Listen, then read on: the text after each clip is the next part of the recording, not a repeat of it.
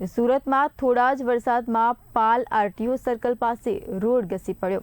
અચાનક ભૂવો પડતા ઇલેક્ટ્રિક બસ મોટી માટીમાં ઘસી ગઈ અને બસનો આગળનો ભાગ ભૂવામાં ઉતરી જતા અફરાતફરીનો માહોલ સર્જાયો।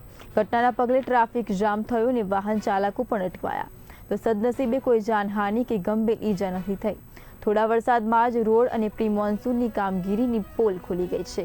તો વરસાદની માત્ર શરૂઆતમાં જ આવી સ્થિતિ છે, તો આગળમાં શું થશે? તો લોકોમાં સવાલો ઉઠ્યા છે, તો લોકોએ તંત્ર સામે રોષ પણ ઠાલવ્યો છે। विजय चौहान कई जगह घटना बनी है? पाल आरटीओ શું થયું? એ કંઈ નહીં, ગાડી જેમ લાવ્યો સિગ્નલ બંધ હતો એટલે મેં સર્વિસ રોડ પર ટર્ન માર્યો હતો। આ બાજુ જવાનો હતો મારો, પાલ હવેલી બાજુ જવાનો હતો, પણ એ ખાડ્ડો વગેરે કંઈ રોડ ક્લિયર હતો, રોડનો કંઈ ખાડ્ડો વડ્ડો એવું નહીં દેખાય, પણ પાણી જમેલું હતું ને એટલે ટાયર આગળ ગયા ને તો ડાયરેક્ટ ખાડ્ડામાં પડી ગયા। વજન થયું ને, ગાડીનું વજન પડ્યું ને એટલે ટાયર અંદર ચાલી ગયા। કેટલા લોકો સવાર હતા? એકલો ડ્રાઈવર મેં જ હતો, ખાલી ડેપો જવાની હતી ગાડી। કોની બેદરકારી?